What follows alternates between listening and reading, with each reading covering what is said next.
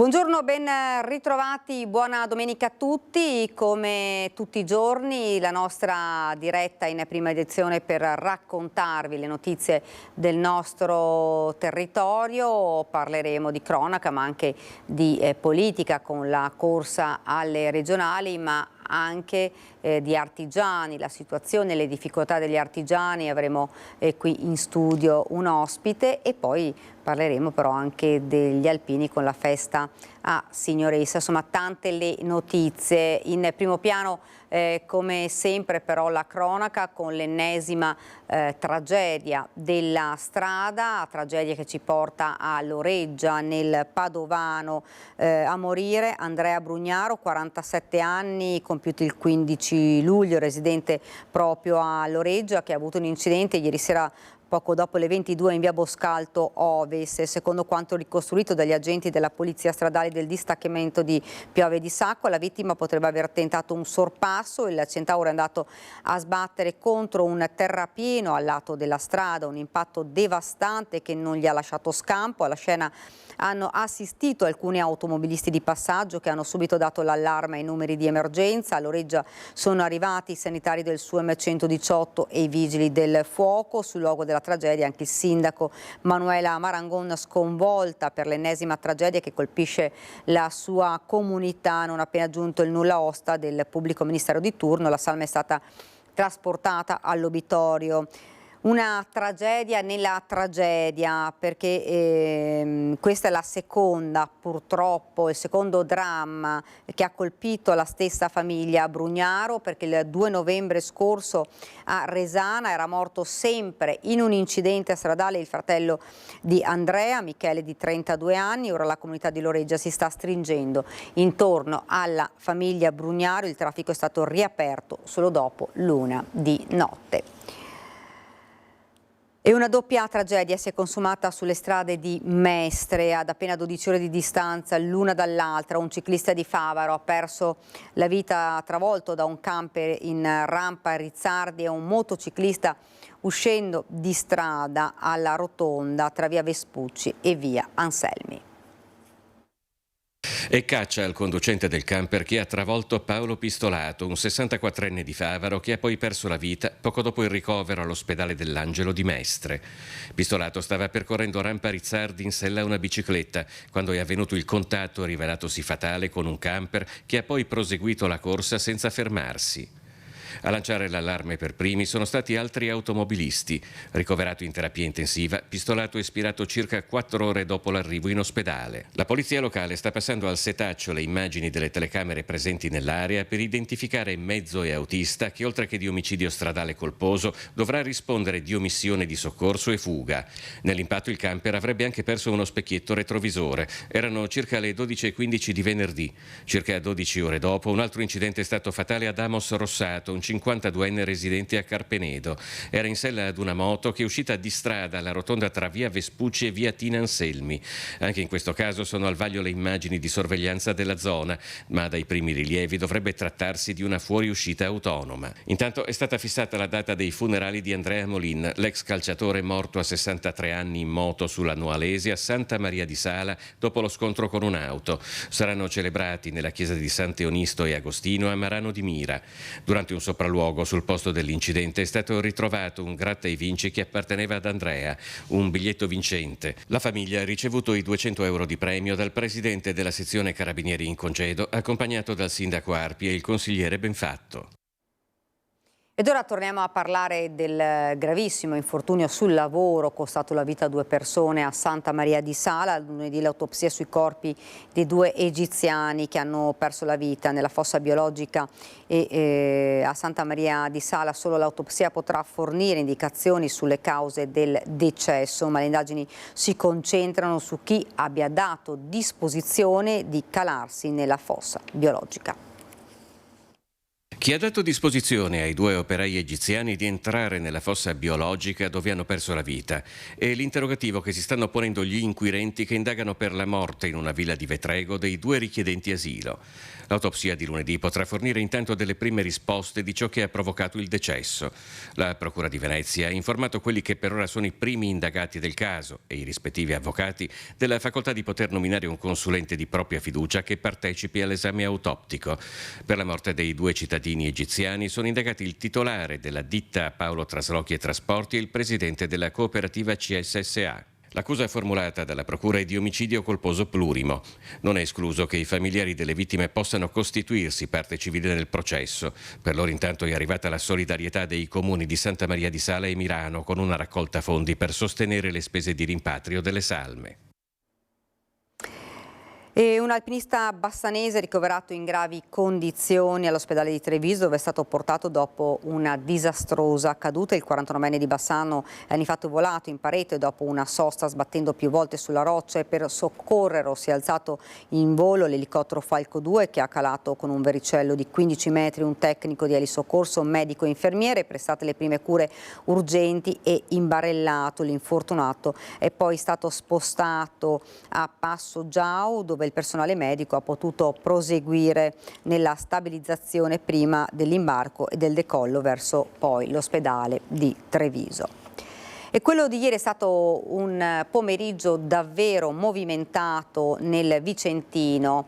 Scappa gettandosi nel fiume dopo aver tentato più rapine e viene bloccato dalle forze dell'ordine impegnate per più di 2 ore in stradella Santissimi Apostoli.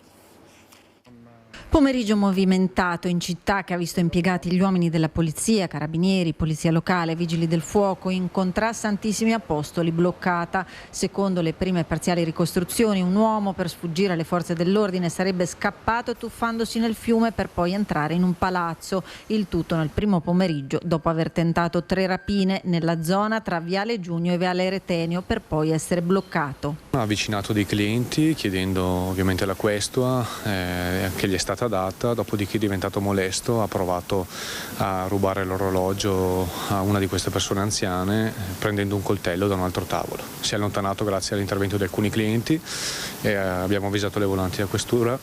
Il tutto in pieno pomeriggio, vicenda che riporta a galla la querel politica sul tema della sicurezza in città. Purtroppo per chi delinque non esiste ora del giorno, lo vediamo, lo fanno anche davanti a testimoni, davanti ad altre persone. Purtroppo non si prospetta un futuro roseo per Vicenza, questa è l'ennesima dimostrazione. Ed ora andiamo nel Trevigiano, dove c'è stata un'aggressione ai danni di una persona con drogati che hanno preso a calci il titolare del chiosco di panini. Volevano mangiare alle 4 di notte. L'aggressione venerdì nella tarda serata nell'area di servizio del distributore Q8 a Mogliano Veneto. In pronto soccorso il 67enne padovano Stefano Rossetto, aggredito da 2 stranieri sotto l'effetto di sostanze stupefacenti. Ovviamente indagano i carabinieri. Il secondo fine settimana di agosto ha segnato il picco dell'esodo estivo contrassegnato dal gran caldo, anche in montagna, code chilometriche all'uscita dalla 27 in direzione nord, traffico bloccato sulla Gordina.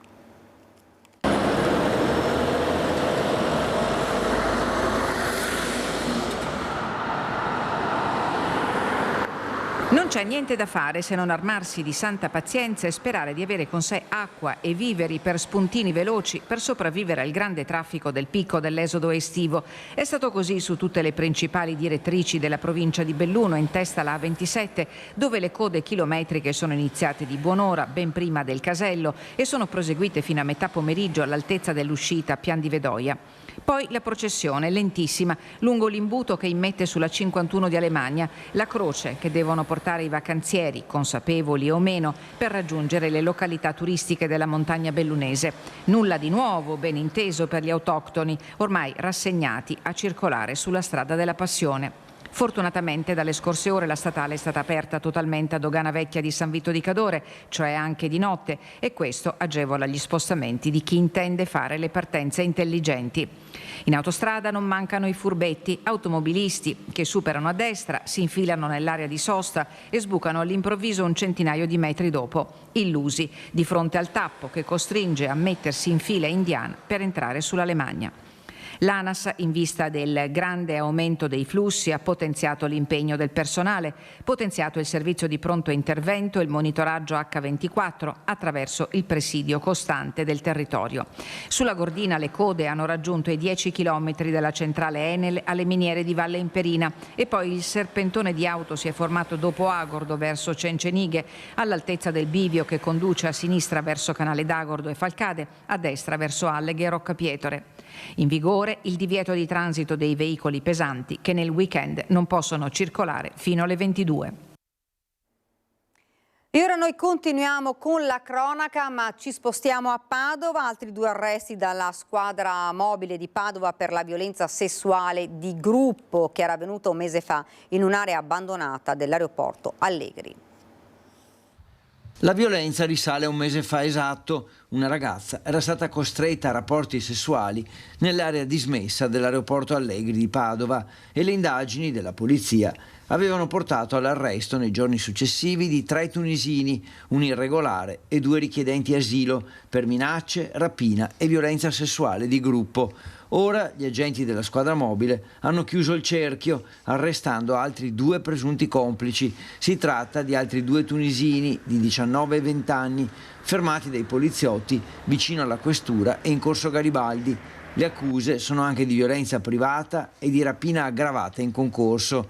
I 3 già arrestati nei giorni scorsi, invece, sono volti ben noti alle forze dell'ordine, tutti tra i 19 e 20 anni e già con parecchi episodi criminali alle spalle. Uno in particolare, trasferito al centro per i rimpatri di Gradisca d'Isonzo, era stato protagonista con altri di una rivolta con danni alla struttura e poi era riuscito anche a fuggire nel marzo scorso.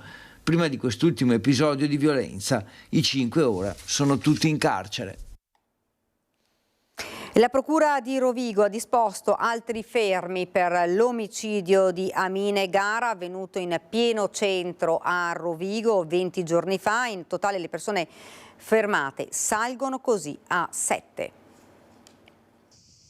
Ci sono altre 2 persone fermate per la vicenda del giovane tunisino Amine Gara, ucciso il 19 luglio in centro a Rovigo, vittima di un'aggressione con una bottiglia rotta. Il procuratore della Repubblica di Rovigo, Manuela Fasolato, aveva disposto 5 fermi il 23 luglio scorso e ora arrivano altri 2 provvedimenti con la custodia in carcere, visto il pericolo di fuga. I fermati sono entrambi pakistani di 21 e 28 anni. Per il secondo l'accusa è di omicidio aggravato dalla premeditazione, di tentato omicidio e di rissa. Il giovane è stato rintracciato a Rovigo, così come l'altro pakistano fermato. Entrambi sono stati accompagnati in carcere e la Procura di Rovigo ha chiesto al giudice per le indagini preliminari la convalida del fermo per entrambi, per il pericolo di fuga e il pericolo di reiterazione del reato dello stesso genere di quelli per cui le indagini sono in corso.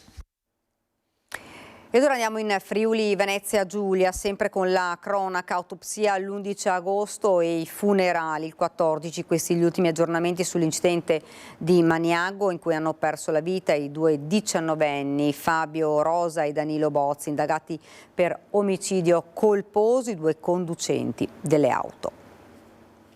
Omicidio stradale in concorso e lesioni personali gravi. Questi sono i reati per cui sono indagati Andrea Zoccoletto, 18 anni, e Avia Luisa Vissat, 72 anni, per la morte dei diciannovenni Fabio Rosa e Danilo Boz, che viaggiavano con Zoccoletto sulla Renault Twingo che si è scontrata con la Volkswagen Tiguan guidata da Vissat sotto il tunnel del bus del Colvera nel territorio di Frisanco. L'incidente è avvenuto martedì 5 agosto alle 21 circa, quando i ragazzi stavano rientrando dall'allenamento sostenuto sul campo di Poffabro con la prima squadra del Maniago Vaionte. Il pubblico ministero Enrico Pezzi ha iscritto i 2 conducenti nel registro degli indagati, dando modo loro di nominare i consulenti di parte per gli esami medico-legali e le perizie tecniche che la procura disporrà per accertare le cause dell'incidente. La contestazione del reato è per aver violato con condotte autonome le norme del codice della strada, provocando in maniera colposa la morte di Fabio e Danilo. Per lesioni colpose entrambi sono indagati per le reciproche ferite riportate nell'impatto, più gravi quelle di Andrea Zoccoletta, ricoverato a Udine e sottoposto a intervento chirurgico al viso, lievi per Luisa Vissat, dimessa giovedì dall'ospedale di Pordenone. Il pubblico ministero ha affidato l'autopsia che si svolgerà lunedì al dottor Lucio Bonben. Il dottor Alfonso De Maio parteciperà come consulente di parte nominato dall'avvocato difensore di Zoccoletto Stefano Buonocore. Ha invece deciso di non avvalersi di un esperto, l'avvocato Fabio Gasperini, che difende Luisa Vissat. Dopo l'autopsia, le salme verranno messe a disposizione delle famiglie per i funerali che sono stati fissati per il 14 agosto. Disposto anche l'accertamento tecnico non ripetibile. Il 26 agosto, subito dopo il conferimento dell'incarico all'ingegnere Enrico Bellomo di Portogruaro, inizieranno le operazioni per ricostruire la dinamica. La Procura intende accertare eventuali condotte omissive, imprudenti, di imperizia o negligenti, commesse dagli indagati soprattutto in relazione alla velocità dei veicoli.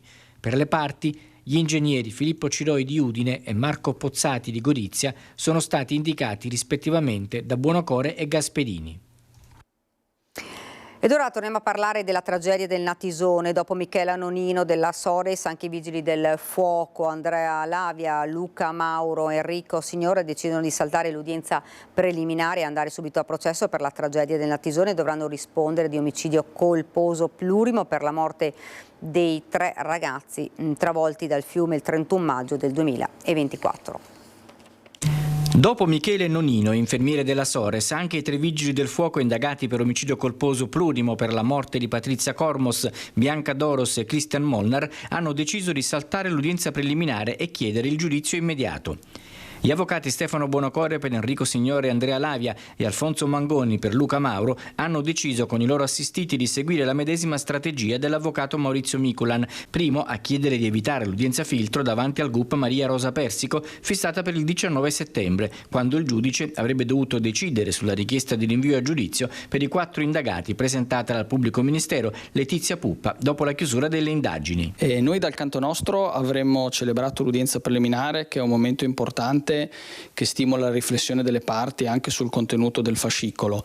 È però evidente che non è pensabile che il Tribunale di Udine faccia 2 volte lo stesso processo e non è pensabile che si possano sentire 2 volte tutti i testimoni, in primis la famiglia, sottoponendola 2 volte a un'attività che evidentemente è logorante. Quindi nell'interesse di tutti c'è che questo processo rimanga unito e venga celebrato una volta sola. Quindi noi abbiamo depositato in queste ore la richiesta di giudizio immediato, rinunciando all'udienza preliminare, e riteniamo che il fascicolo sarà auspicabilmente riunito e quindi sarà un solo processo. Ora si attende la risposta del GUP e la fissazione del processo, che sarà molto probabilmente unificato davanti al giudice monocratico Mauro Qualizza. La prima udienza è già stata fissata per il 17 novembre per Michele Nonino. Riteniamo poco probabile che il fascicolo non venga riunito. Ed ora torniamo nel Veneto, in vista dei bagni di Ferragosto e dopo 3 morti sulle Piave tra giugno e luglio è scattato il primo weekend di pattugliamento del fiume da parte di 300 volontari di 3 associazioni. Informeranno sui rischi della balneazione che resta vietata.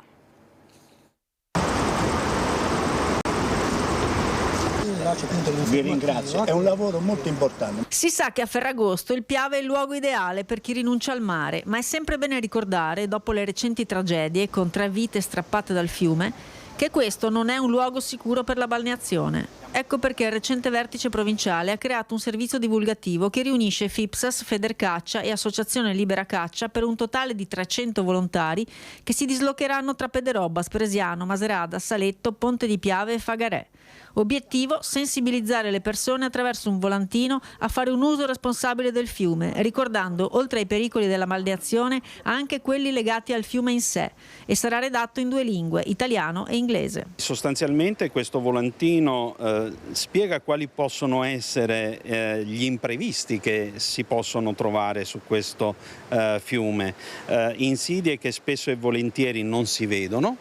Per chi non conosce il Piave, quindi potrebbe trovarsi in una buca tirato sotto da un vortice o come un masso o qualche detrito galleggiante che potrebbe colpire la persona. Un servizio che non farà multe né si pone come una forza di polizia che sarà comunque chiamata in caso di pericolo, ma atto solo a rendere più consapevoli le persone dei rischi che corrono. Nessuno vieta alle persone di continuare a passare, a trascorrere le loro ore sul fiume, prendersi il sole, assolutamente, ma dobbiamo comunque avvisare della pericolosità delle acque, perché in un qualsiasi momento lì vediamo dove magari sembra che non ci sia niente, quella è una buca con una sorta di vortice dove magari potrebbe risultare pericoloso. Il problema resta comunque far comprendere alle persone propri pericoli che spesso non sono evidenti. Loro pensano che è un diritto fare il bagno ovunque. Quindi diciamo che al momento informiamo e alcuni sono comprensivi. Il Piave rimane un fiume molto insidioso. Sì, certo, anche perché appunto essendo un fiume ha una variabilità di acqua continua, quindi è imprevedibile, quindi non si può conoscere i pericoli che possono succedere dalla mattina alla sera. Anche fare fuochi a terra non è consentito, quindi attenzione alle grigliate, solo nei braccieri adatti e alla fine rimuovere i propri rifiuti. Anche qui sono in arrivo sanzioni per chi non lo farà. Ed ora lasciamo la cronaca e parliamo di un altro argomento, gli artigiani, le imprese e soprattutto anche dopo i dazi decisi da Trump. Ne parliamo insieme all'ospite che ci ha raggiunto qui in redazione, che è Michele Basso, direttore Confartigianato Belluno. Intanto buongiorno. Buongiorno a voi, buongiorno a tutti. E facciamo intanto una fotografia di come stanno le imprese artigiane nel Veneto e anche e soprattutto nel bellunese e quali sono poi le maggiori difficoltà. Beh, sicuramente è un momento di difficoltà legato soprattutto ai numeri delle imprese artigiane che, come sappiamo, dal 2024 c'è stato un calo intorno al 4-4,5% dei numeri delle aziende artigiane in Veneto, quindi siamo a circa 146.000 aziende artigiane, ma queste sono il motore, la forza dell'economia veneta, come sappiamo, quindi proprio la numerosità e la capillarità delle imprese artigiane assicurano la presenza sul territorio e quindi sono molto importanti. Noi stiamo facendo un lavoro proprio per valorizzare queste imprese che spesso sono portatrici del Made in Italy, della bellezza, delle nostre caratteristiche che sono sicuramente da valorizzare, e il nostro intento è proprio quello di lavorare su questo, cercando di creare delle imprese sempre più generative, quindi più vicine e attente al territorio, perché poi sappiamo che le botteghe artigiane sono dei custodi del territorio molto importanti, delle sentinelle noi le chiamiamo, presenti sul nostro territorio, per cui questo aiuta sicuramente a creare un motore economico molto importante e su cui bisogna lavorare. Ecco, si parlava di un calo del 4% se non sbaglio, dovuto a cosa soprattutto? Dovuto a difficoltà che gli artigiani conoscono bene, difficoltà soprattutto burocratiche, difficoltà di accesso al credito, quindi difficoltà anche di ricerca di manodopera che riguarda un po' tutti i settori, anche nel periodo turistico sappiamo come sia difficile affrontare questa difficoltà. Bisogna lavorare su queste tematiche, la Regione lo sta facendo, noi lo stiamo facendo, in particolare investendo sul welfare, che sapete che a parte il bel termine è molto importante, perché ormai la conciliazione vita-lavoro per i dipendenti è fondamentale, quindi cercare delle nuove misure per permettere ai lavoratori di avvicinarsi a certi settori è molto importante. Poi c'è un tema che però non dobbiamo dimenticare, spesso si dice che i giovani non vogliono avvicinarsi al mondo del lavoro, in realtà il problema è che mancano i giovani e sappiamo bene come ci sia un tema di denatalità, di invecchiamento della popolazione. Questo vuol dire che mancano, si stima, circa 400.000 persone in età lavorativa, quindi tra i 15 e i 45 anni, che possano accedere al mercato del lavoro. Quindi è lì il problema proprio di mancanza di numeri, di risorse umane, su cui si sta lavorando e su cui bisogna lavorare in futuro, probabilmente anche incentivando appunto il lavoro anche maggiormente il lavoro femminile, le donne ormai sappiamo che lavorano in gran parte, ma spesso hanno bisogno di misure di conciliazione familiare, quindi dare strumenti come possono essere gli asili nido aziendali o delle forme di flessibilità di orario di lavoro che sono molto importanti e avvicinano appunto alla possibilità di lavorare anche conciliando con la vita privata. Ecco, giovani che non ci sono, denatalità sicuramente, l'abbiamo visto anche insomma raccontandovi proprio nei servizi di scorsi giorni, ma anche una fuga dei giovani. Si parla sempre della fuga all'estero perché dicono almeno i giovani, lì troviamo una situazione migliore a livello proprio economico. Sì, questo succede. Noi non siamo contrari al fatto che i giovani facciano esperienze all'estero, perché sicuramente è molto importante, perché apre a nuove professionalità, nuove esperienze, quindi ben venga. Ma puntiamo poi al ritorno dei nostri giovani, perché spesso il loro ritorno è molto importante. Abbiamo degli esempi anche nel Bellunese, nel Trevigiano, di ritorni di giovani dopo esperienze importanti all'estero, e con altrettanto successo poi anche da noi, perché ci sono dei giovani che riescono a fare impresa e innovazione con risultati eccellenti nel nostro territorio. È chiaro che dobbiamo creare le condizioni per questo avvicinarsi, e poi è una caratteristica del nostro territorio, perché sapete che noi abbiamo moltissime aziende familiari, quindi le aziende artigiane del Veneto sono aziende familiari in cui c'è magari un passaggio generazionale da affrontare, e questo aiutiamo le aziende in questi percorsi, perché spesso non facili, ma avere la seconda e la terza generazione in azienda è una gran forza, perché spesso le aziende familiari poi sono delle aziende molto legate al territorio, al contesto in cui vivono, e quindi la crescita di queste aziende vuol dire anche crescita economica e sociale e culturale del territorio e della località in cui vivono. Quando si dice insomma che non c'è lavoro in Italia, non è proprio così. Non è proprio così, esatto. Il lavoro ce n'è, ma anche spesso la forza lavoro, soprattutto in Veneto, quindi lì bisogna investire, perché se vogliamo sviluppo dobbiamo avere la forza lavoro per crearla. Quali sono i settori che sono maggiormente in crisi, sia a livello di crisi generale, sia proprio a livello di manodopera? Dov'è che i giovani, o comunque c'è più bisogno di occupazione?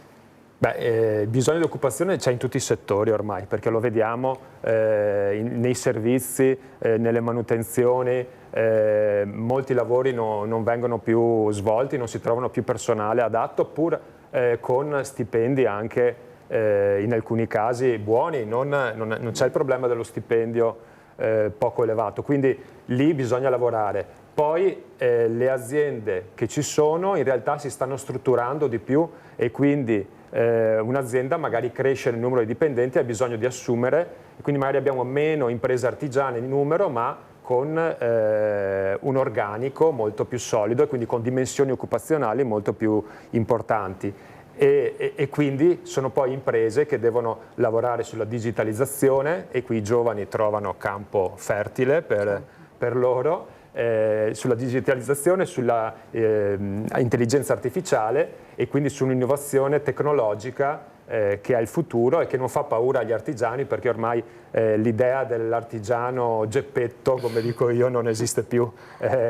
Esiste ormai l'artigiano evoluto, la bottega artigiana che guarda a esportare il proprio Made in Italy in tutto il mondo.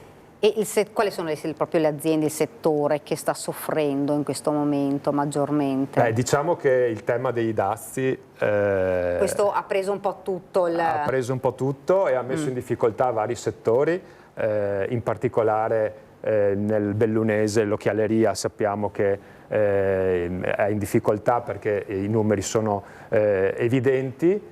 È chiaro però che le aziende stanno già reagendo, sono resilienti, si sta già guardando all'export in altri mercati, e quindi diversificando e andando a cercare nuovi mercati come possono essere quelli sudamericani o gli Emirati Arabi o anche la vicina Spagna che ha un aumento dell'export italiano.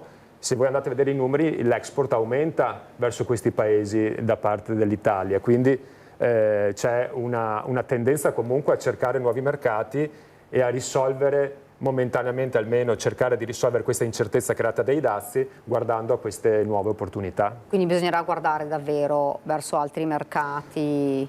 Assolutamente sì, e aiutare anche le aziende a cercare, a trovare nuovi mercati su cui andare a investire. Qual è stata un po' la sensazione quando si è saputo, insomma, che era il 15%? Si poteva andare anche peggio, insomma, visto quali erano le prime... Visto le premesse, poteva andare peggio. Esatto, le premesse poteva andare anche peggio. Poteva andare peggio e comunque mette in difficoltà le imprese in determinati settori, come sappiamo, alimentare oppure l'occhialeria, come abbiamo detto. La trattativa del governo è stata importante, adesso appunto è nel diversificare che si può superare l'incertezza di questo momento e aiutare le imprese a non subire troppo il contraccolpo, e poi il tempo sicuramente aiuterà a superare questo momento difficile. Ecco, un momento difficile, abbiamo detto, insomma, già dovuto comunque ad una crisi che va avanti, lo sappiamo ormai da ben anni, insomma, ormai. Che cosa fa, ad esempio, la Confartigianato? Quali sono le iniziative che si possono fare per dare una mano a queste imprese che poi, come hai detto tu, insomma, sono fondamentali, sono la sentinella del nostro territorio? Sì, la Confartigianato lavora molto naturalmente sullo sostegno delle imprese, che non vuol dire solo servizi puri, e quindi sicurezza, ambiente, questi servizi base che utilizza, o la contabilità, le paghe che utilizza un'azienda, ma soprattutto lavoriamo nello sviluppare progetti che guardano proprio all'innovazione, perché crediamo che il futuro passi attraverso una spinta alle aziende perché queste possano veramente creare anche valore per il territorio. Quindi creare un ecosistema favorevole all'imprenditore per sviluppare la sua azienda è fondamentale. L'imprenditore non deve sentirsi solo, perché spesso si trova solo di fronte appunto a difficoltà burocratiche. Se invece a fianco ha un'associazione di categorie come la nostra e come altre associazioni di categoria, diventa importante, e poi è importante soprattutto la rappresentanza dell'associazione di categoria verso quelli che sono gli stakeholder o verso i nostri rappresentanti al governo, perché creare una filiera diventa fondamentale per portare le istanze. Faccio un esempio recente: il governo ha proprio l'altro giorno iniziato a discutere su una riforma della legge dell'artigianato che ci riguarda direttamente, che è una cosa per noi epocale, per gli artigiani, perché la legge dell'artigianato in Italia è di 40 anni fa, quindi sicuramente non è attuale, non vede alle aziende con l'occhio dell'attualità, e quindi che il governo abbia iniziato a emendare e a discutere su questo tema e a vedere la riforma della legge dell'artigianato diventa fondamentale per le aziende. Quindi già considerare un'azienda artigiana non più fino ai 15 dipendenti ma fino ai 50 dipendenti come le PMI nel modello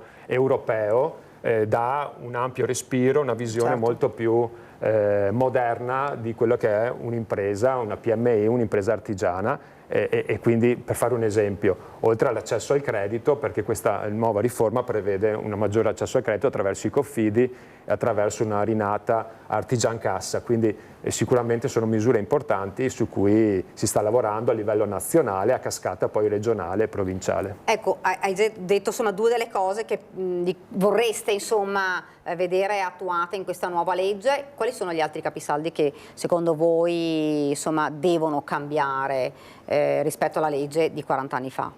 Sì, assolutamente bisogna portare una visione più moderna che passa attraverso proprio il considerare l'azienda non più limitata in un numero dimensionale, perché e questo non vuol dire andare a prendere qualcosa ad altri tipi di aziende, ma semplicemente se l'artigiano in Italia è il custode della bellezza, il rappresentante del Made in Italy, perché questo insomma mi sembra evidente, perché dal mondo ci guardano per le nostre bellezze culturali, paesaggistiche in primis.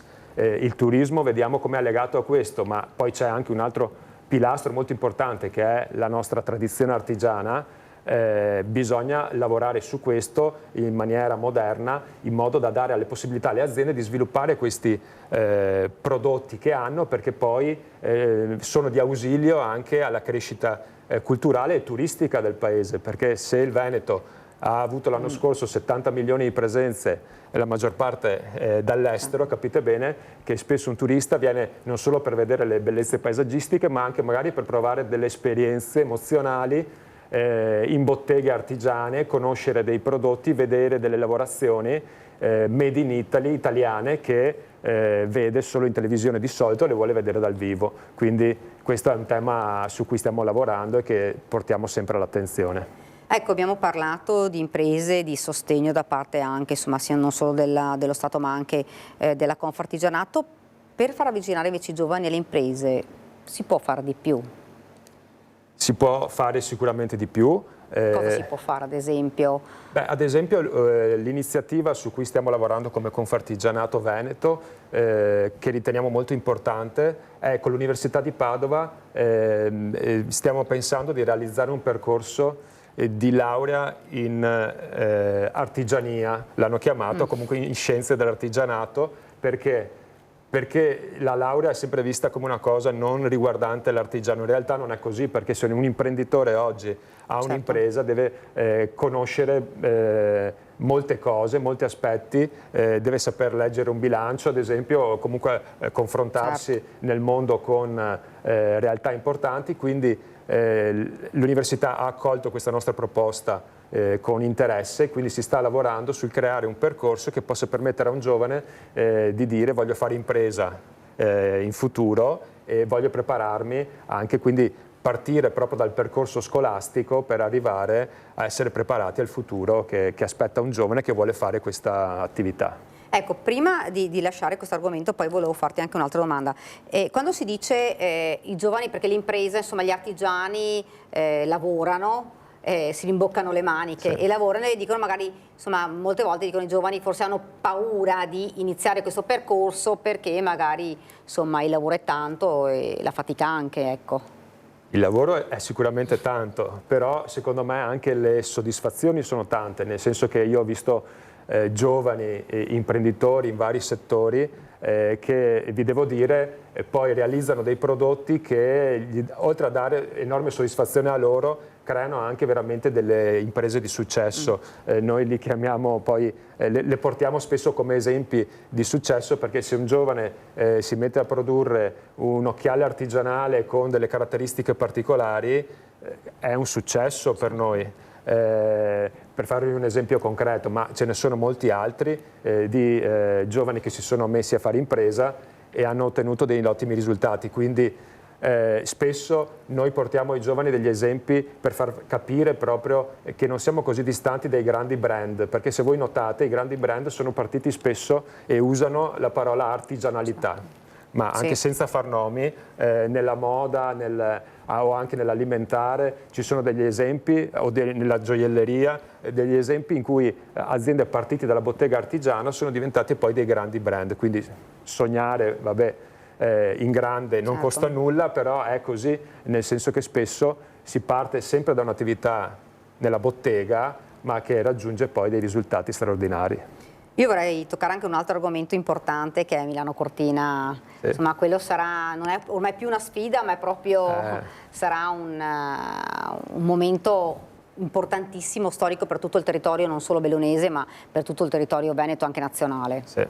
È un appuntamento che si sta avvicinando, mancano pochi mesi perché inizia il 6 di febbraio, quindi ormai siamo molto ravvicinati all'evento, è molto atteso, è un'occasione straordinaria per tutto il Veneto, sicuramente per l'Italia, sapete l'importanza che hanno queste Olimpiadi invernali, per il nostro territorio a maggior ragione, infatti stiamo lavorando molto su questo per permettere sempre nel nostro caso alle aziende di farsi conoscere in occasione di un evento così importante, perché la vetrina è quanto mai importante, sapete i miliardi di contatti che sono previsti con l'evento Olimpiadi nel mese di febbraio, quindi sicuramente una vetrina per le aziende importantissima. Si sta lavorando con la Regione Veneto sul creare le modalità migliori per comunicare appunto le nostre eccellenze, con le associazioni di categoria, con la Camera di Commercio, si sta facendo un lavoro importante,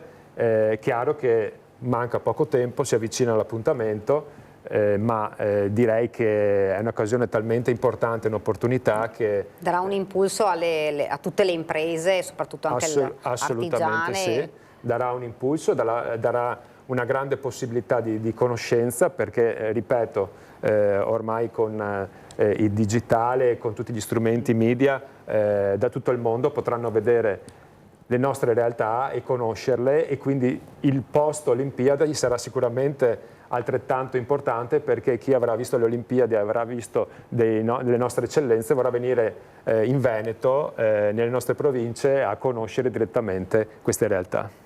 Io ringrazio davvero Michele Basso per essere stato con noi, insomma, per aver fatto questa fotografia importante delle imprese, perché come ha detto lui, ma è vero, le imprese artigiane sono la sentinella del nostro territorio e sono fondamentali, insomma, si parte da là, il nostro territorio è partito da là, quindi è fondamentale, insomma, dare impulso, dare vita a queste e accompagnarle nelle difficoltà, visto, insomma, non solo i dazi, ma proprio la situazione di crisi che viviamo da tempo. Quindi grazie davvero. Grazie a voi. Grazie, speriamo di averlo qua ancora ospite in questa edizione. Noi ci fermiamo, qualche istante di pubblicità e poi torniamo nuovamente in studio con ospiti e altri servizi.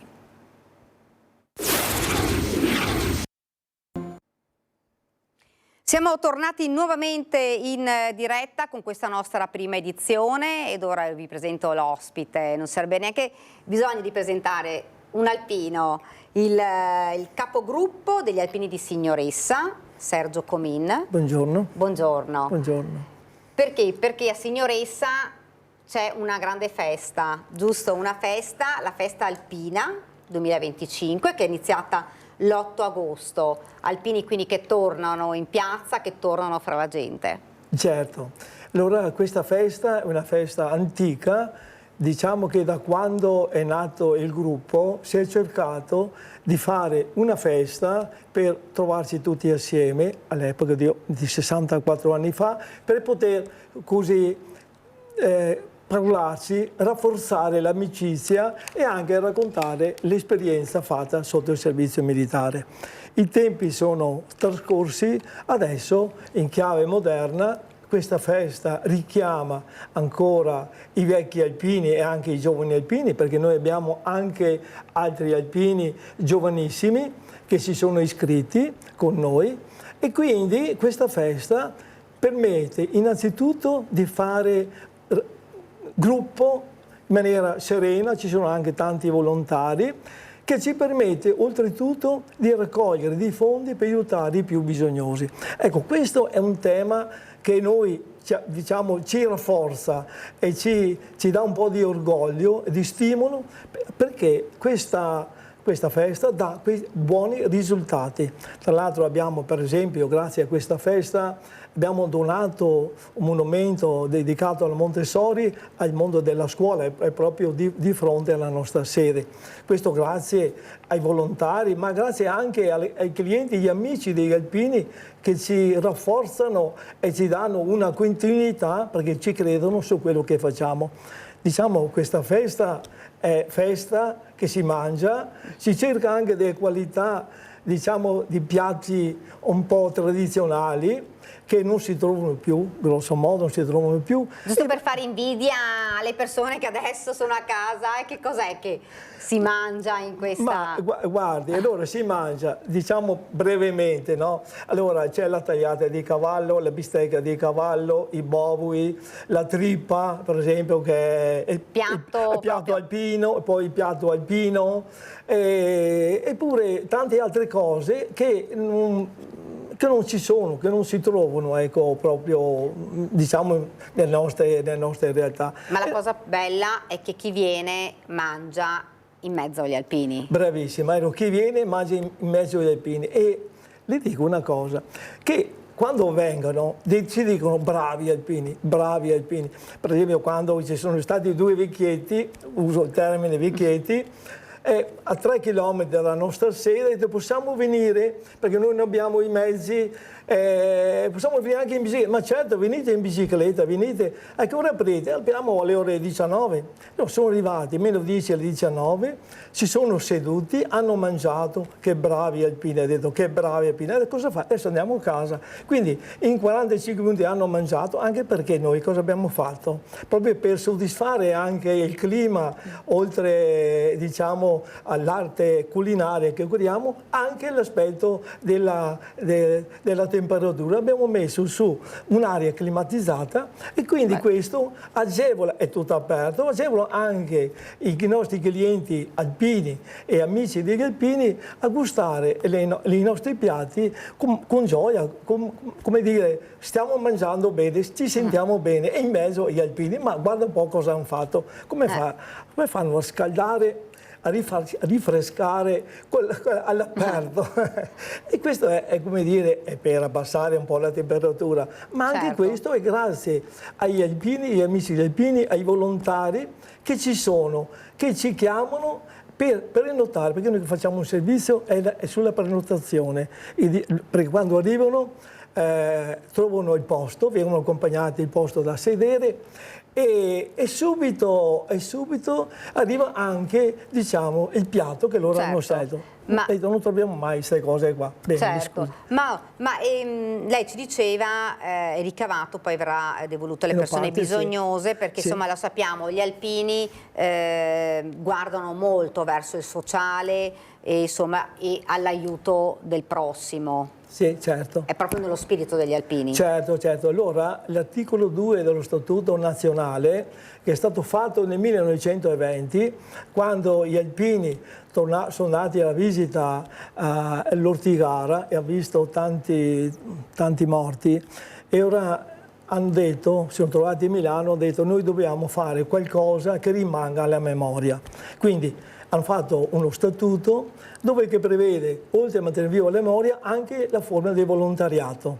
E quindi questo volontariato, che risale ancora come apice con questo statuto del 1920, ci sono costituiti molti gruppi, molte sezioni, e hanno preso e hanno continuato con questo spirito qua. Certamente fare volontariato bisogna farlo anche in sicurezza, perché non si può lavorare, fare qualcosa per il prossimo e così, no? Improvvisando. Bisogna lavorare in sicurezza, e gli alpini questo lo incarnano proprio come statuto, ma anche come DNA, perché c'è anche la protezione civile, insomma, così. Ecco, quali sono i prossimi appuntamenti oltre questa festa che, lo ricordiamo, è iniziata l'8 agosto ma andrà avanti fino al 20 di agosto? Certo, allora i prossimi appuntamenti che ci sono, parlo a livello sezionale, c'è diciamo il Bosco Pienemonte il 31 agosto, raduno il Bosco Pienemonte, poi c'è il 27 e 28 agosto c'è la sezionale di Biadene e Montebelluna, poi ci sono altre attività, rinnovi, diciamo, ricordi delle nascite dei gruppi, quindi ogni mese, ogni settimana avete un appuntamento? Abbiamo un appuntamento, ecco, noi tra l'altro poi come tutti i gruppi, ecco, per noi come gruppo Alpini e Signoressa, ma diciamo che partecipiamo assiduamente a questi ritrovi, a questi richiami che sono per noi rinnovare la nostra memoria e i nostri caduti.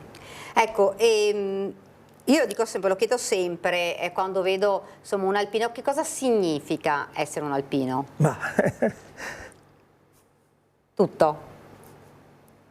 Si emoziona perché ha tanti significati, ha tanti valori, perché insomma questa penna nera non è solo così, ha un valore importantissimo, e lo vediamo quando loro incontrano le persone, lo vediamo quando fanno le sfilate. Certo. Beh, diciamo quando sono le adunate sezionali, triveneta e nazionale. Diciamo che l'alpino, adesso quando si parla di alpino si dice tutto, per esempio un compito alla scuola che hanno fatto qui nel comune di questa appartenenza, abbiamo fatto anche una ricerca per fare quel libro, gli alpini raccontano la storia dell'Unità d'Italia, e dicevano che si parla di alpino, si dice tutto, perché sono disponibili, perché aiutano il prossimo senza chiedere nulla. Ecco, questo è un po' lo spirito alpino, che tutti quanti, insomma,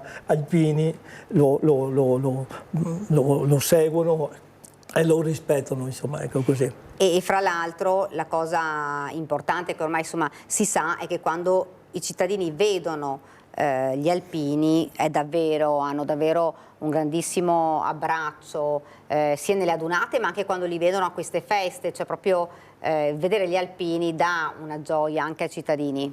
Soprattutto perché c'è un discorso di una certa finalità. Cosa fanno? Perché fanno queste cose qua? Fanno per andare in vacanza? Fanno per fare? No. Viene fatto questo per donare, cioè per arricchire la nostra comunità, per aiutare quelli che hanno più bisogno. Ecco, questo è il principio, la forza che ci stimola a fare questo, perché altrimenti, sai, si fa una volta o due, poi ci si ferma. Noi invece ci siamo, come dire, rafforzati anche sotto con la nostra struttura, abbiamo messo a norma e anche per esempio durante la pandemia noi con un protocollo molto rigido abbiamo tenuto aperto. E nel 21 e 22 abbiamo donato più di 26.000 euro il prossimo, in quel periodo là che tutti erano chiusi. Quindi per dire, ecco, cerchiamo di essere... Sempre in prima linea gli alpini, in tutti i momenti, in tutte le situazioni, quando c'è bisogno ci siete. Certo, c'è bisogno, poi c'è il discorso della protezione civile, che insomma anche loro hanno un protocollo ben preciso, su chiamata, sono sempre presenti, si addestrano, si preparano a tutte le eventuali necessità che può succedere, che può avvenire, ecco, nel nostro territorio. Ecco, vogliamo lanciare un appello ai cittadini per venire a questa bellissima festa, per assaggiare questi piatti tipici e soprattutto per mangiare proprio insieme agli alpini. Come detto, ci sono gli alpini, insomma, un po' più anziani, gli alpini giovani, tutti insieme. Certo. Allora, l'invito è, perché è di dire, sono tante feste che si fanno, noi vi accogliamo con molta gioia, con molta serenità, perché gustiamo dei piatti che quasi stanno scomparendo, ma che noi cerchiamo di prepararli proprio per i gusti della nostra comunità vicina e anche lontana. E perché, lo ripetiamo ancora una volta, tutto quello che viene dato per queste feste viene poi devoluto alle persone più bisognose. Questo è il loro obiettivo. Certo, noi oltre, diciamo, a seguire anche l'aspetto della sicurezza della struttura, noi lo doniamo al prossimo. Difatti siamo tra i primi che a livello, insomma, nazionale che donano, insomma, ecco, perché diciamo, a parte locale, il mondo della scuola soprattutto, e anche sulle opere che facciamo per la nostra comunità, quindi sotto forma anche di strutture di sicurezza per la nostra comunità. Questo è quello che... Noi ringraziamo davvero Sergio Comin per essere stato con noi, lo ringraziamo, l'invito è quello di andare a vedere questa festa bellissima in mezzo agli alpini che sono sempre in primo piano, alpini che sempre in mezzo alla gente per dare una mano, quindi grazie davvero, l'appuntamento lo sapete a Signoressa fino al 20 di agosto dalle 19, gli alpini vi aspettano. Esatto. Grazie, a presto a tutti. Grazie, noi continuiamo, allora mentre lei mi fa compagnia qua, noi continuiamo con la cronaca perché da Padova, perché sta per iniziare la stagione sportiva e per proteggere i tifosi sani, il questore di Padova ha vietato a 8 minorenni di Padova e provincia colpiti dal DASPO fuori contesto di assistere per 3 anni a qualunque manifestazione. Vediamo il servizio, grazie. Il questore di Padova, Marco Dorisio, ha emesso 8 DASPO nei confronti di altrettanti minorenni della provincia di Padova in vista della nuova stagione sportiva. A loro, di età compresa tra i 15 e i 17 anni, sarà proibito per 3 anni l'ingresso a tutte le manifestazioni sportive di ogni tipo in Italia e all'estero. Si tratta di DASPO denominati fuori contesto, creati per tutelare quei luoghi in cui si svolgono manifestazioni sportive, vietando l'accesso a persone le cui condotte siano caratterizzate da una particolare antisocialità e un rischio per la sicurezza pubblica. Per questi 8 minorenni la questura ha analizzato i loro precedenti penali relativi a reati gravi commessi con l'uso della violenza e che vanno dalle tentate rapine aggravate alle tentate estorsioni, comportamenti che, pur non essendo direttamente collegati ad eventi sportivi, sono stati giudicati come indicatori di una pericolosità sociale concreta e grave. L'obiettivo principale di questi DASPO fuori contesto è impedire ai violenti di accedere agli stadi e ai palazzetti, ma anche mandare un chiaro messaggio di tolleranza zero verso qualsiasi forma di violenza, proteggendo i tifosi sani. Nel corso dei primi 7 mesi del 2025 il Questore ha adottato già altri 12 provvedimenti simili, dai 2 ai 5 anni, nei confronti di 7 minorenni e di 5 maggiorenni residenti in città e in provincia. Andiamo subito ad Oderzo e allarme pickpocket, tra le vittime una donna di 90 anni derubata mentre faceva la spesa.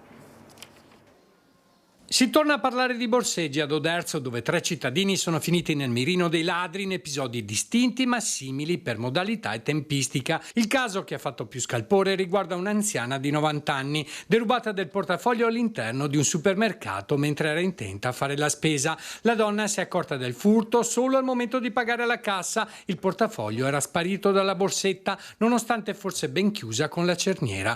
Un colpo eseguito con incredibile rapidità e precisione, segno di un'abilità ormai collaudata. Poco dopo, recandosi dai carabinieri per denunciare l'accaduto, la signora ha scoperto che un'altra vittima si trovava lì per lo stesso motivo. Un fenomeno in crescita, visto che non tutti i furti vengono denunciati. Molte persone, soprattutto anziane, preferiscono tacere per vergogna o per un senso di impotenza. L'amministrazione comunale non è rimasta a guardare e da tempo collabora con le forze dell'ordine attraverso una squadra dedicata della polizia locale, ma essere ovunque per effettuare controlli è praticamente impossibile, specialmente all'interno di luoghi privati. Per cui lancio l'appello: cittadini, in qualsiasi situazione che voi vediate delle attività sospette o degli atteggiamenti sospetti da parte di persone nei confronti degli anziani o comunque delle donne, di chi che sia, chiamateci, chiamate comunque le forze dell'ordine e metteteci al corrente della cosa e noi interverremo nel miglior modo possibile. Ma i residenti non si sentono rassicurati, chiedono una presenza più costante e leggi più severe per contrastare un fenomeno che secondo molti rischia di sfuggire di mano. Ma qui a Oderzo ormai siamo presi malissimo. Anche all'ospedale di Oderzo una signora mentre saliva in macchina, uno è entrato dall'altra parte e gli ha preso la borsa. Le leggi dovrebbero essere più severe. Ci vogliono, dai. Se tu lasci fare, cioè se non c'è una serietà, no, non si può più andare neanche per... Dai, io personalmente sono per la severità, hai capito? Leggi severe. Dopo 2 mesi dalla riapertura della storica gelateria Sommariva in Corso del Popolo a Treviso non è stato registrato nessun fatto violento, aggressione o schiamazzo. Il locale che affaccia sul quadrante di via Roma, lo sappiamo, insomma, zona calda degli ultimi mesi a Treviso e frequentato da tutte le fasce di età e aperto fino a tardi, rappresenta un disincentivo alla presenza di chi vuole delinquere. Credo che ogni attività commerciale, oltre il business che giustamente una persona deve fare, faccia comunque vivere una città. Cioè, senza il commercio, senza le attività commerciali si rischia di incorrere in città dormitorio o angoli bui, insomma, dove sì, città che possono diventare tristi. Le attività commerciali alla fin fine danno vita. Una vetrina illuminata fino a mezzanotte, un via vai di gente già dalle prime ore del mattino. Dopo 2 mesi dall'apertura della storica gelateria che affaccia sul quadrante della stazione su via Roma, già zona rossa e centro di tanti fatti di cronaca legati a spaccio, risse, aggressioni, quello che prima è stato un fast food per anni lasciato in disuso è diventato invece un presidio di sicurezza. Da quando ha aperto nessuno infatti ha più gravitato in modo molesto attorno a Ponte San Martino, tranne in un'occasione. Sono entrati qualcuno a torso nudo con la sigaretta in bocca che magari volevano bere alcolici e che non sapevamo se arrabbiarci o metterci a ridere. Ci siamo messi un po' a ridere, li abbiamo invitati ad uscire, dopodiché hanno alzato un po' i toni, ma per onde evitare abbiamo chiamato le forze dell'ordine. Protagonisti ancora una volta dei ragazzini, ma in quel caso tutti i clienti all'interno della gelateria hanno mantenuto un atteggiamento pacato che ha permesso ai ragazzini di sedarsi e poi essere accompagnati all'uscita. La nostra attività sì, richiama proprio, come diceva, le famiglie, le coppie, le persone tranquille, le persone che vogliono godersi un momento di pace, insomma. Dai turisti che arrivando dalla stazione si fermano per un gelato ai giovani e ai meno giovani, l'attività è frequentata da tutte le fasce d'età, rappresentando quindi un disincentivo ad attirare la delinquenza. La gente dice finalmente adesso anche di sera c'è un locale aperto e soprattutto anche a Ponte San Martino si vede la gente che passeggia magari col gelato e che si gode il panorama in tranquillità. E siamo arrivati alla politica. Veneto alla Lega, la lista Zaia, un valore aggiunto che presenterò al tavolo del centro-destra, così Matteo Salvini, intervenuto in videocollegamento al direttivo del partito riunito a Noventa Padovana per fare il punto sull'organizzazione della campagna elettorale. Intanto sono arrivate 158 richieste di candidatura per le regionali.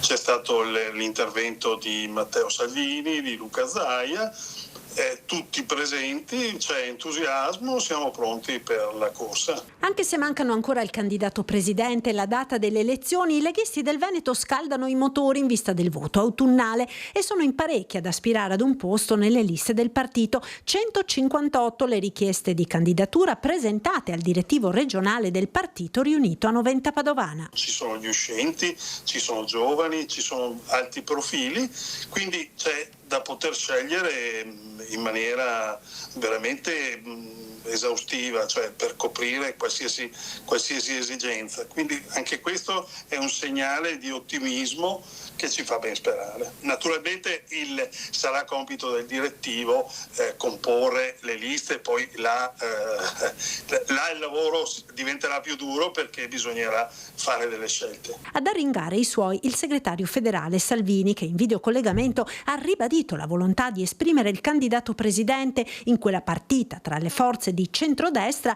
che sta da mesi alimentando tensioni con Fratelli d'Italia, che da primo partito pretende la guida del Veneto, o, come si è vociferato negli ultimi giorni, se non il governatore, tutti gli assessorati di peso, pretendendo poi, nel risico delle pedine sulle regioni del nord, la guida della Lombardia. A mio avviso comunque sia il tentativo è sempre di candidare l'elemento migliore per poter vincere, quindi non credo ci sia una consecuzio, nel senso il Veneto resta alla Lega e quindi la Lombardia andrà a Fratelli d'Italia. Certo, Fratelli d'Italia si siederà al tavolo della trattativa anche in Lombardia per avere, come è giusto che sia, pretendere magari un suo candidato, e credo che il lavoro di tessitura porterà un candidato condiviso. E al direttivo si è fatto il punto sulla campagna elettorale, sulle proposte ricevute in questi mesi da cittadini e categorie, e si è parlato anche della questione lista Zaia, variabile che secondo i sondaggisti è in grado di spostare e non di poco gli equilibri. Una lista che lo stesso Salvini, parlando della forza dirompente della Lega in Veneto, ha definito un valore aggiunto da proporre agli alleati. Questo sarà oggetto di trattativa, ancora non sapremo il candidato e le liste come saranno, come si svolgeranno, sarà ancora la trattativa a livello nazionale, darà i confini di tutta la corsa. Noi nel frattempo ci prepariamo per le varie eventualità. Prima della pubblicità una notizia di cronaca che arriva da Porto Tolle. Un incendio di sterpaglie sta interessando l'ex lagon Isola dei Gabbiani nel parco regionale Veneto del Delta del Po. Sul posto stanno operando i vigili del fuoco del distaccamento Adria, che hanno fatto decollare l'elicottero Drago 149 del reparto volo di Venezia. Sono tuttora in corso le operazioni di bonifica della squadra di terra. La superficie interessata dalle fiamme è di circa 5.000 metri quadri. Ed ora ci fermiamo, qualche istante di pubblicità, poi torneremo a parlare di politica con due ospiti. Siamo tornati nuovamente in studio e in diretta e abbiamo aperto già questa pagina politica. Lo facciamo con anche due ospiti. Uno è qui in studio con me, Nicola Rocco, presidente della Regione Azione Veneto. Buongiorno. E collegato con noi dovrebbe esserci, eccolo qui, lo vedo, Flavio Baldan, Movimento 5 Stelle. Buongiorno. Oh, non la sento, vediamo se riusciamo a ripristinare l'audio. No, non la sento ancora. Allora, vediamo un attimo se riusciamo a collegare. Intanto faccio una domanda a Nicolocco, poi spero insomma, di riuscire a collegarmi con Baldan.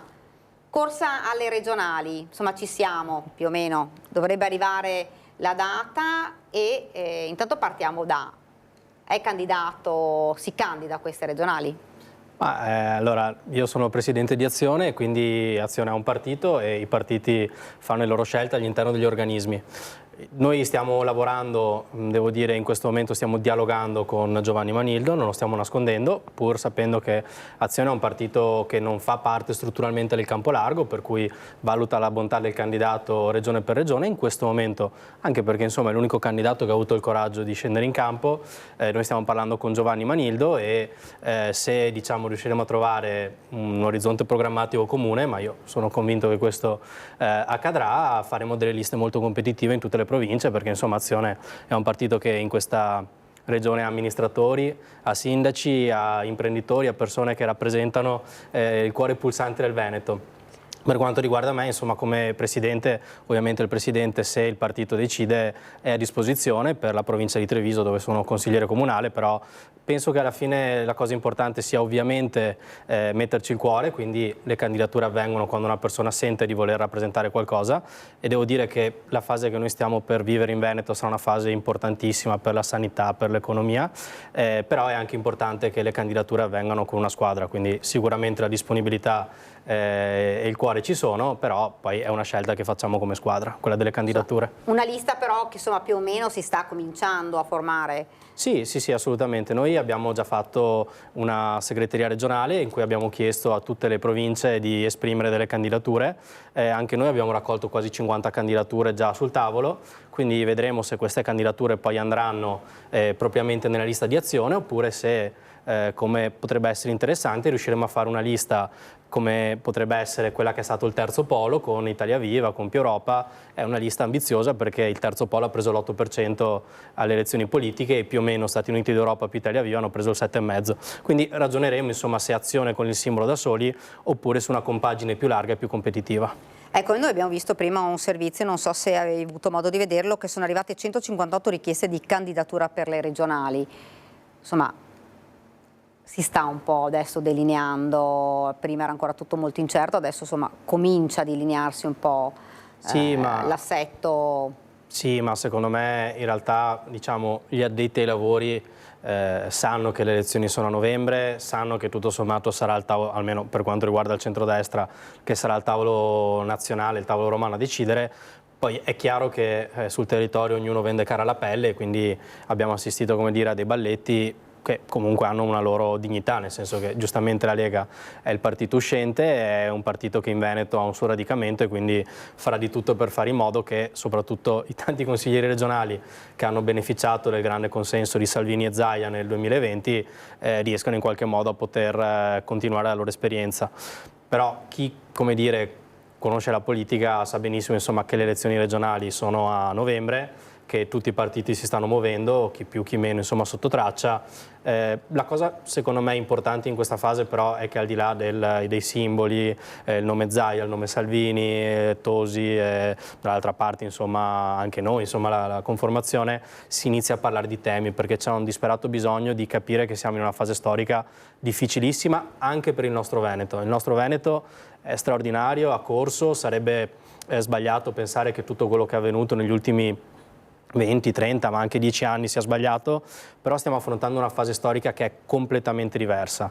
Trump e Putin si troveranno in Alaska perché sta cambiando il mondo, cambia da un punto di vista delle relazioni di forza, delle relazioni militari, geopolitiche, ma l'economia giocherà un ruolo chiave. Quindi anche noi che abbiamo beneficiato del fatto di stare dentro un contesto di globalizzazione dobbiamo dare una risposta alle imprese e ai cittadini che veramente affronteranno una fase completamente diversa. Quindi secondo me è importante che noi iniziamo a parlare alle famiglie che non riescono ad andare in vacanza, che parliamo a chi non sta riuscendo a curarsi o trova fatica nell'affrontare liste d'attesa, tutto il tema della sicurezza, perché oggi i cittadini, io incontro imprenditori tutti i giorni e dico per me il primo tema è il tema economico e molti di loro mi dicono certo il tema economico è importante, però noi dobbiamo poter andare in stazione e sentirci sicuri. Poi io penso che le due cose stiano assieme, però anche la sicurezza sicurezza sarà molto importante. Ecco, hai parlato proprio dei temi principe, che insomma sono quelli che poi cavalcheranno probabilmente tutti, che sono la sicurezza, la sanità. Ecco, non so se riusciamo a sentire adesso Baldan. Mi sente? Eccola qua, adesso la sento benissimo, perfetto. Benissimo, grazie. Buongiorno, allora, corsa alle regionali, abbiamo sentito insomma Azione, non so se lei ha sentito fino ad ora. Sì, più o meno. Insomma, Azione certo, sta dialogando insomma con Giovanni Malildo per Treviso e vedo che fa la faccia un po' perplessa. Ma guardi, io non è che faccio la parte perplessa, lei sa benissimo che all'interno di questa coalizione che è in fase di costruzione, al di là dei simboli dei partiti e anche per eventuali altre liste civiche o meno civiche, ci sono delle precondizioni sulla partecipazione del Movimento 5 Stelle e poi andranno chiarite. Ecco. Da questo punto di vista com'è la situazione 5 Stelle? Insomma, le regionali si avvicinano, si parla ovviamente di novembre anche perché oltre non si può andare, quindi insomma è una corsa che si sta già iniziando, anzi per molte è già iniziata. Certamente, guardi, allora intanto partiamo da un punto, aspettiamo questa famosa data delle elezioni che più o meno si sa da arrivare, quindi gradiremo sapere quando sarà il voto, poi mascheriamoci dietro al discorso dell'election day per il risparmio dell'esercizio provvisorio di bilancio della regione che non sposta di qualche mese, però sarebbe opportuno sapere innanzitutto la data. Per quel che riguarda il Movimento 5 Stelle, lei lo sa, noi abbiamo dato adesione alla coalizione che supporta l'avvocato Manildo come candidato presidente e per quel che riguarda non abbiamo ancora chiuso, ovviamente sono d'accordo, il programma è la cosa principale, non è chiuso quello di coalizione e stiamo chiudendo anche il nostro come Movimento 5 Stelle perché le nostre caratteristiche ce le abbiamo ben precise soprattutto in tema di legalità, correttezza e trasparenza. Per quel che riguarda le nostre liste sono in fase di formazione, sono partite con le autocandidature secondo il nostro statuto all'inizio di agosto, il 4 di agosto, si chiuderanno il 24, poi ci sarà l'iter decisionale finale entro la fine di agosto, primi di settembre e saranno decisi i vari candidati nelle singole province. Non possiamo svelare nessun nome per ora. No, perché guardi, sono autocandidature che sono gestite direttamente da Roma, per cui giustamente c'è un iter ben preciso, ma che è sempre quello che ha caratterizzato il movimento nel corso di questi anni. Non è in questo momento dato a sapersi giustamente nomi o cognomi di chi sia, e posso assicurare che noi faremo la nostra lista con tutti i nostri candidati e cercheremo al meglio di supportare la coalizione e l'avvocato il presidente Manildo, dopodiché faremo la nostra parte per portare i nostri valori, ma le persone che saranno all'interno di questa lista, all'interno a prescindere da chi sarà o meno, saranno persone su cui il Movimento 5 Stelle potrà contare sicuramente. Su un punto poi siamo tutti d'accordo, Nicolò, che questa sarà una svolta, questa elezione, insomma finisce un'epoca, quella dell'epoca Zaia, e ne inizia una nuova, centrodestra o centrosinistra, però ne inizia sicuramente un'epoca nuova. Sì, assolutamente. Noi abbiamo avuto una fase storica con Galan che ha traghettato la regione dopo la fine della Prima Repubblica. Abbiamo avuto 15 anni di Luca Zaia che ha avuto i suoi meriti, perché quando uno vince col 76% vuol dire che non può aver fatto tutto sbagliato. Personalmente io penso che l'eredità più importante di Zaia sarà il lavoro che ha fatto sul dissesto idrogeologico. Io anche quando mi sono candidato sindaco a Treviso contro Mario Conte ho sempre detto che comunque avrei riconosciuto i meriti dell'avversario e penso che vanno riconosciuti anche dei meriti a Luca Zaia. Certo, però inizia una fase diversa, inizia una fase appunto che anche in un contesto internazionale vede in forte difficoltà tutte quelle filiere che erano legate alla manifattura. Noi abbiamo perso grande competitività sulla manifattura perché noi pensiamo a 20 anni fa le grandi aziende venete avevano il cuore anche per la ricerca e sviluppo, per il marketing, ce l'avevano ad Agordo, ce l'avevano a Padova, ce l'avevano a Venezia. Oggi magari abbiamo lo stabilimento ancora che rimane, però tutta la parte finanziaria, tutta la parte di creatività, tutta la parte che poi crea il valore aggiunto è a Milano e a Torino, addirittura è fuori dal nostro paese. Questo non può essere un argomento che noi sottovalutiamo. Penso che alla fine il cuore delle prossime elezioni siano come noi riusciremo a rivedere lo sviluppo di questa regione, che è uno sviluppo che sicuramente per tanti anni ha consentito a tante persone di vivere nel benessere, di avere una ottima sanità, di avere una generazione, penso alla mia generazione, che grazie alle fatiche dei propri genitori ha studiato, è potuta andare all'estero, è potuta formarsi, ha potuto formarsi, però oggi magari non sta guardando al Veneto per pensare al proprio futuro e questo è drammatico, cioè tutto il tema insomma dello svuotamento. Noi per anni abbiamo sentito che lo slogan era fermare l'immigrazione, oggi noi dobbiamo fermare l'immigrazione perché sennò avremo anche tanti problemi per quanto riguarda per esempio la salute dei nostri anziani, le solitudini. Pensiamo a tutte quelle famiglie sole dove magari abbiamo un anziano che ha i figli che sono andati via o non ha nessuno come rete di protezione. Si sta un po' depauperando il nostro tessuto sociale, che comunque è ricchissimo di volontariato, di persone straordinarie, ma la prossima sfida sulla regione sarà quella di cercare di creare futuro. Come creiamo futuro? Spero che sia l'argomento di cui discuteremo nella prossima campagna elettorale delle regionali e non in simbolo più, in simboli meno, il destino della singola persona, perché veramente il Veneto oggi è una svolta epocale. Baldan, è d'accordo? Sì. Concordo su alcune cose, sono perfettamente d'accordo col collega di Azione, ci mancherebbe altro, è vero, noi stiamo tentando di dare al Veneto un volto diverso e sono un po' in disaccordo sul fatto che non perché non ci siano i cambiamenti in atto e sono epocali, ha perfettamente ragione, anche perché sono stati fatti degli errori in questa amministrazione di centrodestra, soprattutto in questi ultimi 5 anni, i cui riflessi vedremo ampiamente nel corso della prossima amministrazione e ogni riferimento è puramente casuale. Sono d'accordo con lui, ci troviamo di fronte a un cambiamento di epocale e di globalizzazione estremamente ampio dal lato economico, passeremo a quella che è un'economia che, come l'abbiamo intesa in questi anni, è un'economia di dazi. Pensate che gli Stati Uniti si è calcolato 2,5 trilioni di dazi a favore degli Stati Uniti per i prossimi 10 anni e quindi questo la dice lunga su come la questione. Non so, e sarà da ragionare anche su questo, perché è vero che il nostro tessuto è caratterizzato da piccole e medie imprese, ma troppo piccole temo sarà una situazione molto difficile da sostenere, occorreranno risorse di varia natura. Oggi leggevo che c'è quasi 8 miliardi di crediti che le aziende non ricevono dalla pubblica amministrazione, di lavori alla pubblica amministrazione che non ricevono dall'amministrazione centrale, 1 miliardo circa riguarda anche le aziende venete. Questo è un altro problema, prima di parlare di dazi occorrerà agire anche su questo lato qui, quindi assolutamente d'accordo. Il Veneto avrà bisogno, secondo me, secondo noi, insomma, quella che è la nostra coalizione che propone un Veneto diverso, di un cambio di passo decisamente diverso e rispetto al passato è un po' più innovativo, perché poi molto si fonderà anche sulla tecnologia, sull'innovazione e ahimè sappiamo quanto abbia pesato anche i ritardi in termini di industria 4.0 e transizione 5.0 che questo governo ha messo in piedi e che hanno danneggiato sicuramente anche le aziende venete. Ecco, e sicuramente i cittadini oggi hanno bisogno delle risposte. Da una parte, si diceva prima, ci sono i grandi temi nazionali che sono quelli della sicurezza, della sanità, dell'economia, insomma in una situazione comunque di crisi un po' in tutti i settori. Dall'altra la crisi internazionale, come lo stiamo vedendo, insomma le guerre che stanno davvero mettendo in ginocchio paesi interi.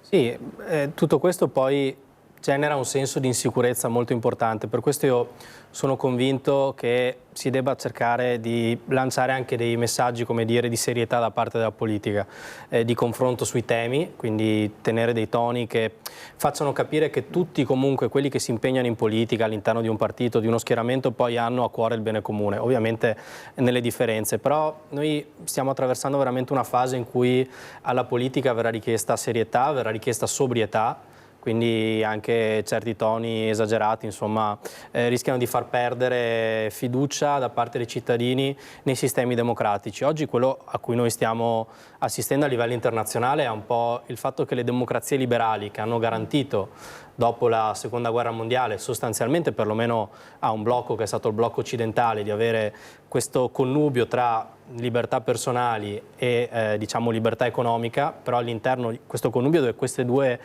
caratteristiche si tenevano assieme, oggi questo modello sta saltando verso modelli autoritari. Vediamo modelli autoritari perfino in Israele, che noi abbiamo sempre difeso come un punto di riferimento come democrazia nel contesto medio orientale, però non si può nascondersi di fronte al fatto che comunque oggi Netanyahu sia espressione di un governo estremista che sta limitando alcune libertà.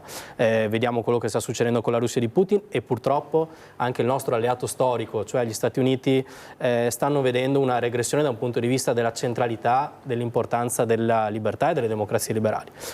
Credo che il grande tema sia questo, cioè noi dobbiamo comunque difendere i nostri valori, che sono quelli del connubio tra libertà economiche e libertà personali, cercando di capire come fare in modo che questo garantisca sicurezza, continui a garantire la possibilità di produrre e di distribuire anche il benessere, perché dove ci sono sperequazioni poi il cittadino perde fiducia, e attivare delle reti di partecipazione. Per questo secondo me la politica ha un ruolo importante e è bello anche l'idea di poter partecipare a questa fase in qualche modo di ristrutturazione, di cambiamento della politica veneta, perché andiamo verso una fase che sarà estremamente interessante. Se si perde questo treno, il Veneto perde veramente tutto quello che ha costruito in questi anni.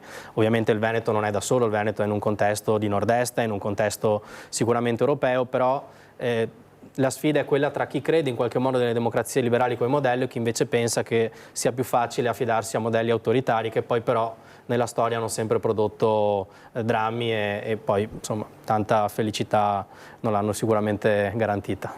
Baldan, temi importantissimi questi, dalla sicurezza all'economia sia a livello nazionale che internazionale. Assolutamente sì, concordo ovviamente anche su quello che ha appena detto il collega, questi modelli sovranisti in ambito internazionale e anche in ambito europeo non fanno certamente bene alle democrazie. Il Veneto è l'Italia, ma poi ovviamente anche il Veneto di cui ne fa parte, ha bisogno di una democrazia, secondo me, di una forte spinta europea. Certo, ci augureremo che fosse un'Europa diversa, avrà bisogno di alcune cose, di riforme che purtroppo latitano anche sotto questo profilo, ma che non può essere quella del riarmo e delle spese per il riarmo. Certamente una componente europea farebbe molto bene al nostro Paese e anche al nostro Veneto, su questo non ci sono dubbi. Le spinte sovraniste sappiamo i loro limiti, li stiamo vedendo, sono spinte che poi ovviamente danneggiano anche sotto alcuni profili l'economia in particolare. Su quello che dice sulla sicurezza, certo che sì, è uno degli argomenti principali, ma ripeto, anche in questa campagna elettorale del Veneto non ne sottovaluterei degli altri, come sono quelli dell'overtourism, che non riguarda solo Venezia e qualche località della provincia veneziana, ma riguarda anche le nostre Dolomiti e le nostre montagne, perché secondo me la situazione da questo lato sta diventando insostenibile e quindi ci saranno anche altri argomenti da verificare e avrei un occhio di riguardo, ma ne parleremo in questa campagna elettorale, perché come dicevamo prima è vero che ovviamente tutti i temi poi si collegano, ma c'è un problema, si può creare anche un problema enorme anche dal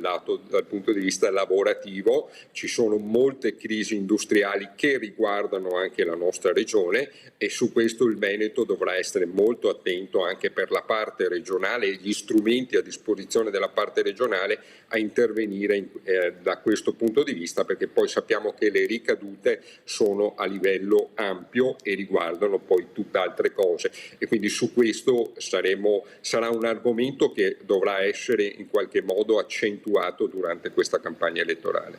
Insomma, un centro-sinistra che correrà queste regionali, insomma, unito. Allora, noi non siamo nel campo largo a livello nazionale, no, perché comunque pensiamo che da un certo punto di vista il bipolarismo abbia fallito, ma ha fallito al di là perché ci sono contraddizioni all'interno, diciamo, dei due schieramenti. Insomma, basti pensare alle posizioni diverse che possono avere Vannacci e Giorgia Meloni, o che stanno perlomeno esprimendo Vannacci e Giorgia Meloni, o Tajani e Salvini. Insomma, si vede che ci sono dei collanti che poi alla fine non stanno molto in piedi da un punto di vista della proposta programmatica, ma anche perché forse tornare a un principio proporzionale per cui in una fase in cui vanno a votare pochi cittadini si cerca di dare rappresentanza magari anche a delle sfumature, a delle sensibilità, per fare in modo che poi la politica torni a essere dialogo e non soltanto prova muscolare, questo diciamo diventa la nostra posizione a livello nazionale, quindi è difficile per noi stare all'interno oggi uno dei due poli. Le regionali però sono un sistema maggioritario a turno unico, quindi le coalizioni, è previsto appunto che ci siano delle coalizioni e quindi la coalizione si fa anche sulla bontà del candidato.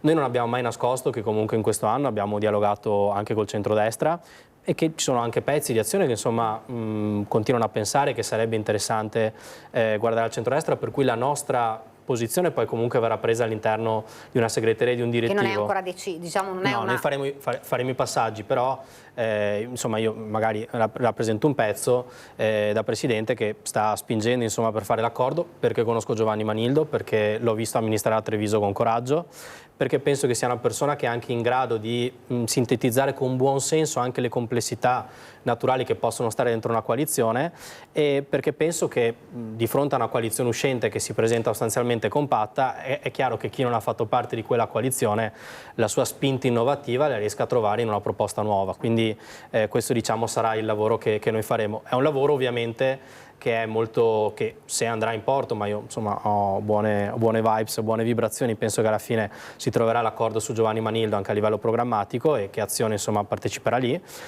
Se lo sarà ovviamente proprio sul candidato e su un programma condiviso che sarà un programma per il Veneto.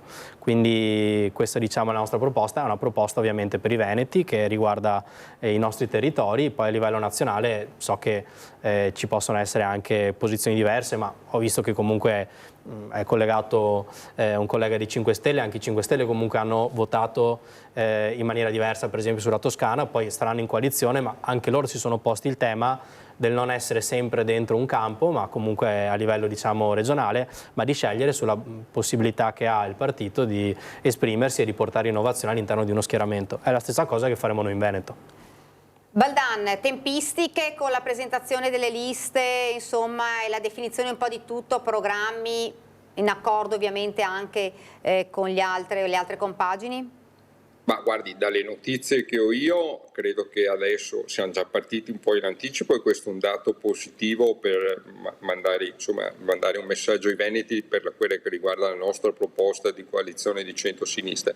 Dai tempi che conosco io, le ripeto, sono quelli per cui man mano adesso anche le varie componenti stanno definendo le proprie liste, qualcuno l'ha fatto prima come noi, siamo ancora in una fase di costruzione, credo che insomma indicativamente sia per quel che riguarda le liste sia per quello che riguardano i punti fondamentali del programma, anche se sono abbastanza noti ormai sui quali bisognerà agire da questo punto di vista qui, e io penso che per metà di settembre dovrebbe essere più o meno delineato tutto, insomma, e quindi dovremo partire diciamo ancora con più forza a proporre quelle che sono le nostre tematiche. Dopodiché non è che giornalmente non accadano cose e non ci siano spunti di merito su questo, però ovviamente avremo anche un nostro programma e su quello ci baseremo insieme al candidato e gireremo il territorio per spiegarne le differenze e la voglia di fare qualcosa di estremamente diverso per i veneti